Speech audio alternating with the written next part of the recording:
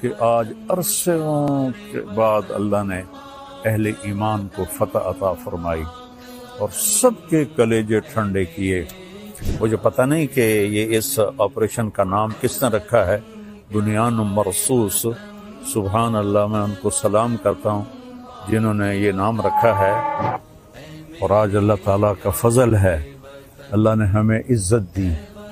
میں اپنی حکومت کو بھی مبارک دیتا ہوں، اپنی افواج کو بھی مبارک دیتا ہوں، اور ان شاہینوں کو مبارک دیتا ہوں جنہوں نے فضا میں اڑ کر جان ہتھیلی پہ رکھ کر ڈیتھ سرٹیفکیٹ پر دستخط کر کے، میں نے وہ ویڈیو دیکھی کہ ہمارے جوان ڈیتھ سرٹیفکیٹ پر آسان ہے سائن کرنا۔ تو آج کے میڈیا نے، چونکہ یہودیوں کے ہاتھ میں ہے، انہوں نے مسلمانوں کو کہہ دیا یہ دہشت گرد ہیں، ہندوؤں نے کہا آتنکوادی ہیں۔ تو میرے بھائیو، میں پوری دنیا کے انسانوں سے کہہ رہا ہوں، اسلام امن کا مذہب ہے، محبت کا مذہب ہے۔ ہم کبھی پہل نہیں کرتے، اور ہندوستان والوں سے کہتا ہوں اچھے ہمسائے بن کر رہو۔ ہمارے تو ہمسائے کے اتنے حقوق بتائے ہیں ہمارے نبی نے کہ جس کی کوئی حد کوئی نہیں۔ آپ اچھے ہمسائے بن کے رہو تو ہمیں آپ سے کیا غرض ہے؟ آپ کا بھی نفع ہے، ہمارا بھی نفع ہے کہ ہم اس نفرت سے اور اس جنگ سے باز رہیں۔ جس نے اس آپریشن کا نام رکھا ہے بنیان مرصوص۔ اور اس کے بعد میں عرض کرتا ہوں حکمرانوں سے جو اس وقت ہیں، جو اقتدار میں ہیں، طاقت میں ہیں، پورے قوم کو بنیان مرصوص بنا دیں، اور یہ جو سیاسی اختلاف ہیں اس کو دشمنی تک نہ لے جائیں۔ لوگوں کو آزادی دیں کہ آزادی سے وہ سیاست کر سکیں، تو ہم پھلیں گے، پھولیں گے۔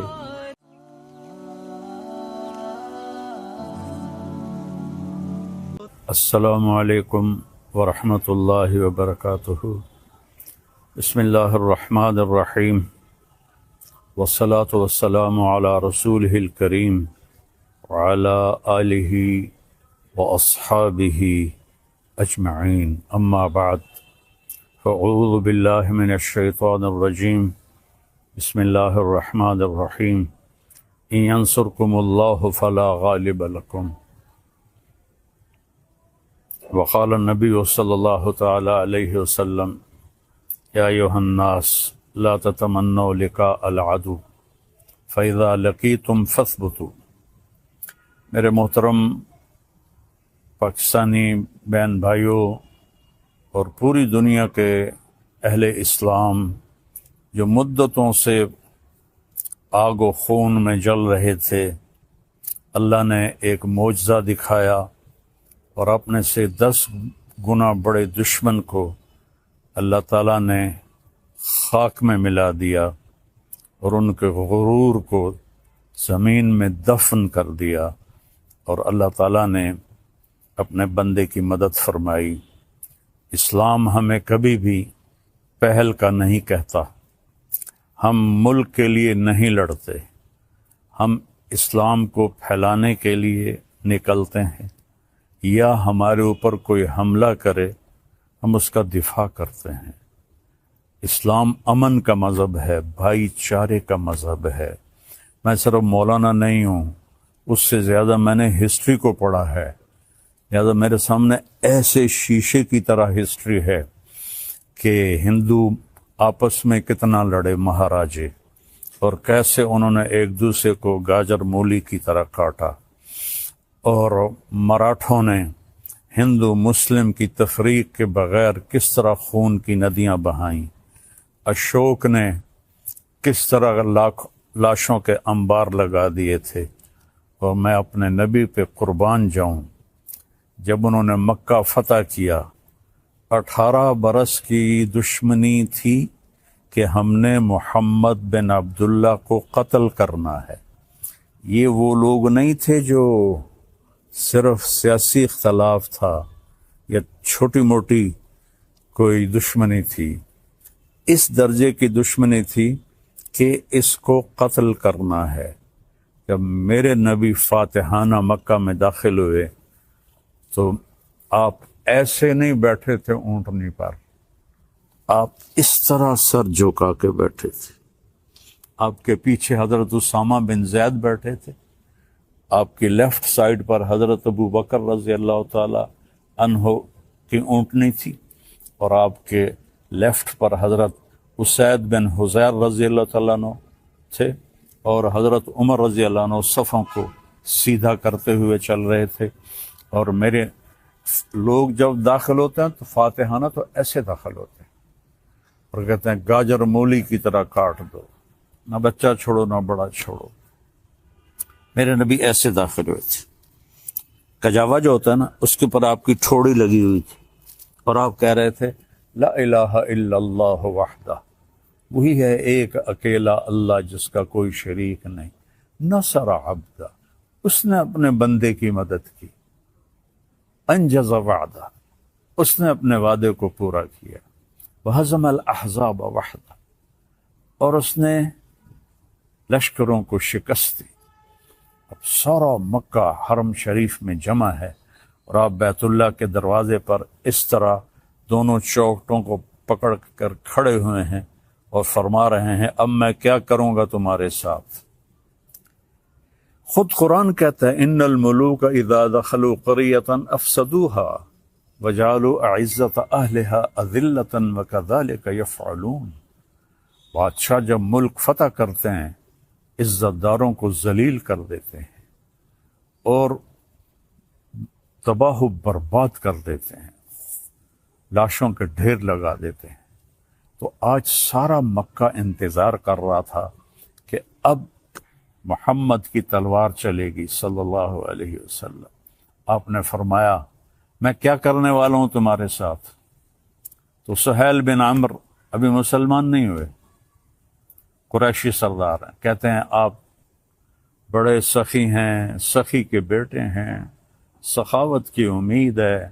تو آپ نے فرمایا جاؤ، جیسے یوسف علیہ السلام نے اپنے بھائیوں سے کہا تھا کہ تم آزاد ہو، تم پر کوئی جرم نہیں، میں تمہیں کہتا ہوں جاؤ تم آزاد ہو، تم پر کوئی جرم نہیں. سارا مکہ مسلمان ہو گیا آپ کی اس فیاضی پر، چونکہ یہ تاریخ میں ایسا کبھی ہوتا نہیں ہے. پھر آگے میں 2-3 واقعات سناؤں گا جس سے اسلام کا مزاج آپ کے سامنے آئے گا. دمشق پہ حملہ ہو رہا تھا جو شام کا کیپٹل تھا، اور جو رومن امپائر تھی اس کے 2 کیپٹل تھے، گرمیوں میں استنبول اور سردیوں میں انطاکیہ جو آج ترکی میں ہے، یہ اس وقت شام میں تھا. تو 2 طرف سے حملہ صحابہ نے کیا، ایک طرف سے خالد بن ولید، دوسری طرف سے ابو عبیدہ بن جراح رضی اللہ تعالیٰ عنہ. خالد بن ولید فتح کرتے کرتے کرتے ایک بہت بڑا گرجا تھا، اس کے آدھے تک پہنچ گئے تھے کہ ادھر سے ابو عبیدہ ایک دم آئے اور کہا تم تلوار چلا رہے ہو، میں نے تو ان کی صلح کی اپیل منظور کر رہی ہے. تو خالد بن ولید کو غصہ آ گیا، میں امیر ہوں، میری اجازت کے بغیر تم نے ان سے صلح کیوں کی ہے؟ کہا بس میں نے کر دی ہے، تمہیں نبھانا ہے. تو اب بتاؤ جو آدھا شہر فتح کر چکا ہو اور مال غنیمت اور کیا کچھ ہو، اور باقی آدھا بھی فتح ہو گیا، لیکن ایک آدمی نے کہا میں نے صلح کی اپیل منظور کر لی ہے، خالد نے تلوار نیچے کر لی. آدھا گرجا توڑ کے مسجد بنایا گیا، اور آدھا گرجا رہا، اس کو جو توڑا تھا ایک طرف سے اسے مسلمانوں نے ٹھیک کر کے ان کو بنا کے دے دیا. پھر ولید ابن عبد الملک کے زمانے میں کوئی 60-70 سال بعد اس نے عیسائیوں سے وہ گرجا خریدا منہ مانگے بول پر، اور وہ مسجد بنائی جو آج دمشق میں ہے. اور جو قیدی پکڑے گئے اس میں پتہ چلا کہ رومن امپائر کے بادشاہ کی بیٹی بھی قید ہے، چونکہ اس کا جو خامن تھا وہ دمشق کا گورنر تھا، اس کا نام تھا توما. تو حضرت خالد کو پتہ چلا کہ وہ قیدیوں میں ہے، تو انہوں نے فوراً اس کو وہاں سے نکلوایا، الگ خیمہ، اس کی باندیاں نوکرانیاں، اور اوپر صحابہ کا پہرا لگا دیا۔ اور جب دمشق کا سارا سسٹم ٹھیک کر لیا تو 400 مسلمان سپاہیوں کو رومن امپائر کے بادشاہ کی بیٹی کے ساتھ بھیجا کہ جاؤ اور اسے انطاکیہ کیسر کے پاس پہنچا کے آؤ۔ اس وقت کا رومن بادشاہ کیسر تھا، ہرقل جس کو آپ ہرکلیس کہتے ہیں، ہرقل نام تھا۔ تو 400 سپاہی انطاکیہ کے بارڈر پر ہرقل کی بچی کو چھوڑ کے آئے اور واپس چلے گئے، اور کہا کہ کہہ دینا کہ ہم عزت داروں سے یہی سلوک کرتے ہیں۔ تو جب ہرقل نے دیکھا، حیران پریشان، تو اس نے پوچھا، بیٹی نے سارا بتایا، تو وہ رونے لگا کہ جس قوم کے یہ اخلاق ہوں تو یاد رکھنا ایک دن انطاکیہ بھی ان کے قدموں میں ہوگا۔ یہ اس کے الفاظ تھے۔ مسلمانوں کی ایک خوبصورت، مسلمان بادشاہوں نے وہی کیا جو باقی بادشاہوں نے کیا۔ لیکن میں تھوڑا سا آگے چلتا ہوں، میں آپ کو صلاح الدین ایوبی کی بتاتا ہوں، جو 492 ہجری یعنی میرے نبی سے 492 سال بعد کی تاریخ آپ کو بتانے لگا ہوں کہ صلیبی عیسائی پادری نے پورے یورپ کو آگ لگا دی کہ یروشلم آزاد کراؤ، فلسطین آزاد کراؤ۔ ایک بہت بڑا لشکر نکلا۔ اس وقت بغداد پہ جو خلافت تھی وہ بڑی کمزور تھی۔ مستظہر باللہ ایک خلیفہ تھا جو اس وقت وہاں حکمران تھا، لیکن غلبہ وہاں سلجوکیوں کا تھا۔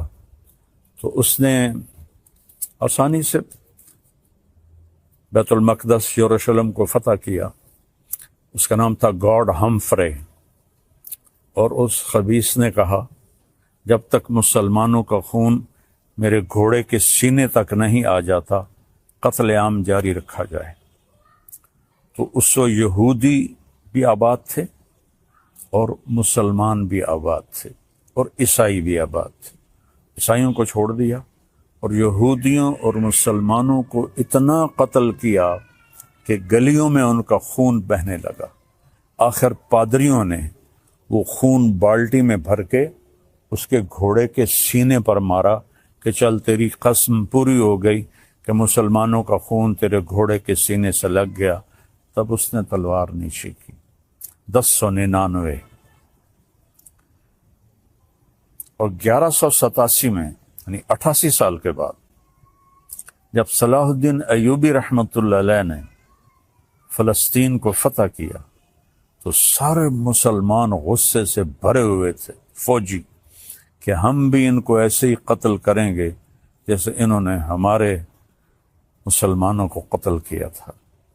اس سے پہلے ایک جنگ ہوتی ہے، جنگ حطین، جس میں سارے عیسائی بادشاہ یورپین اور مقامی 60,000 کا لشکر، اور صلاح الدین ایوبی کے پاس 20,000 کا لشکر تھا۔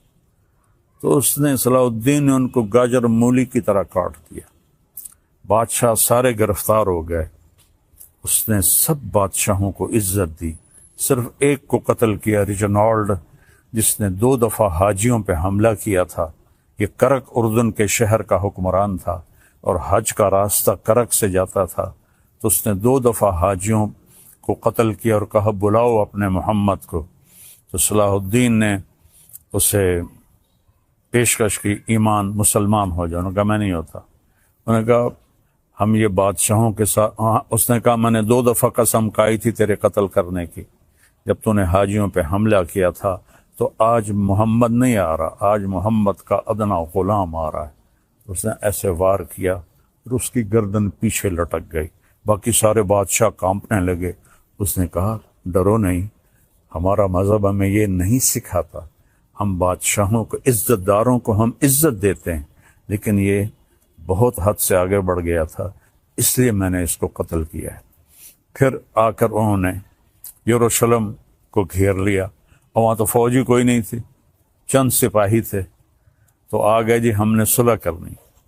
صلاح الدین نے کہا صلح کس بات کی، اب تو میں فتح کر چکا ہوں، اب تو میں اس پر فاتحانہ داخل ہوں گا، میں اس پر فاتحانہ داخل ہوں گا۔ جب فاتحانہ داخل ہوں گے تو غلام، باندیاں، مال غنیمت، کتنا کچھ تھا۔ تو انہوں نے منتیں کی کہ مہربانی کریں آپ ہمیں معاف کر دیں۔ تو آپ 88 سال پہلے دیکھیں کہ قتل عام سے گلیاں بھر گئیں، اور 88 سال بعد ایک مسلمان جو اپنے نبی سے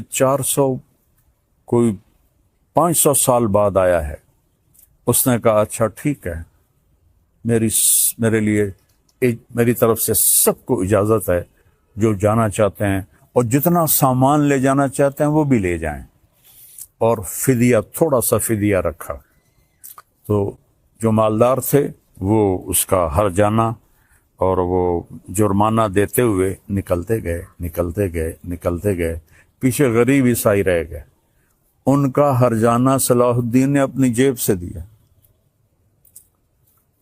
اور کچھ باقیوں نے کہا جی ہم رہنا چاہتے ہیں، کہا بسم اللہ رہو۔ نہ کسی گرجے کو نقصان پہنچایا، نہ کسی عیسائی پر تلوار اٹھائی۔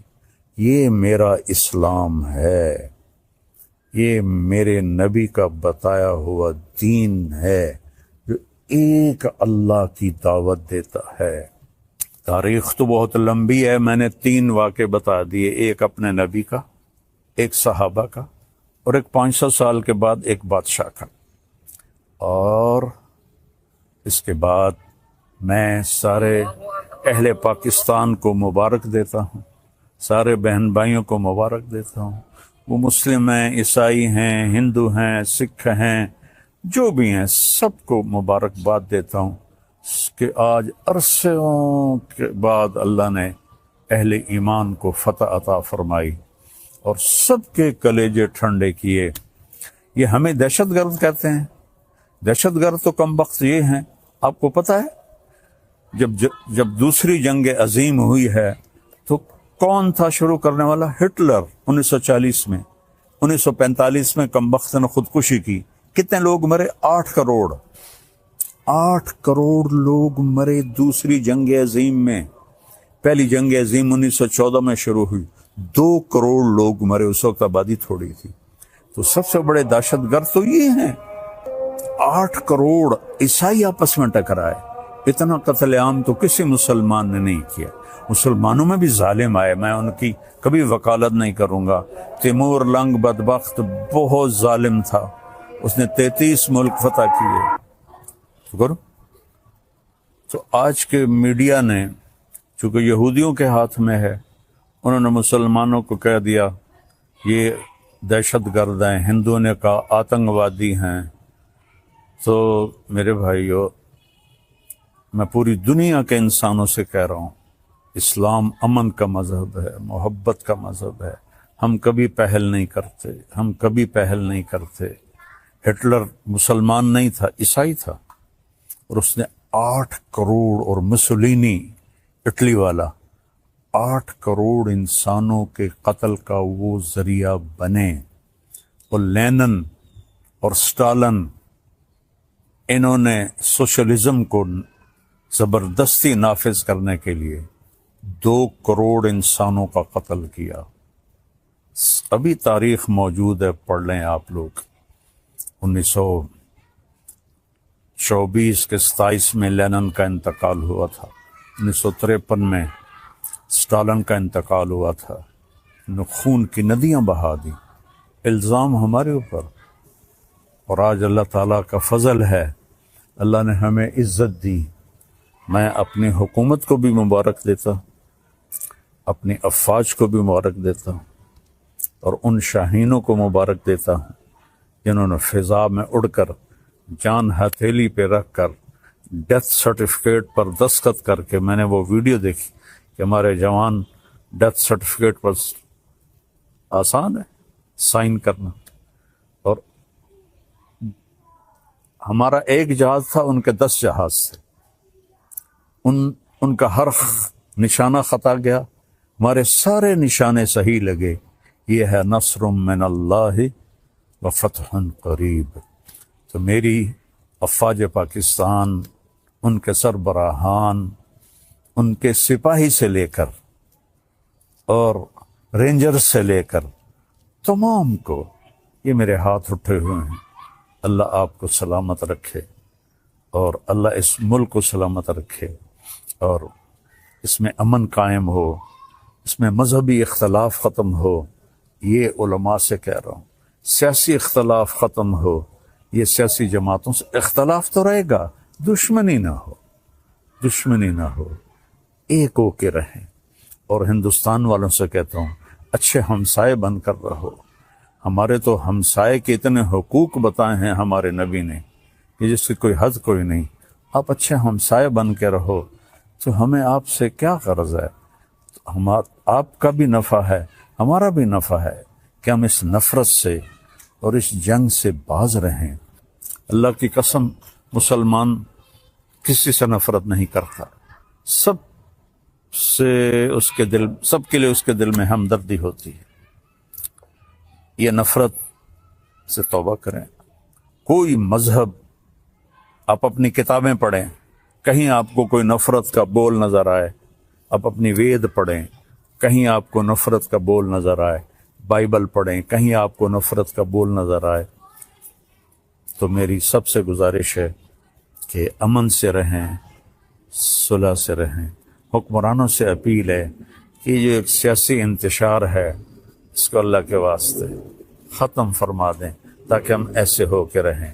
جو میں پہلے تو اس کو سلام کرتا ہوں جس نے اس آپریشن کا نام رکھا ہے بنیان مرصوص، اور اس کے بعد میں عرض کرتا ہوں حکمرانوں سے جو اس وقت ہیں، جو اقتدار میں ہیں، طاقت میں ہیں، پورے قوم کو بنیان و مرصوص بنا دیں اور یہ جو سیاسی اختلاف ہیں اس کو دشمنی تک نہ لے جائیں۔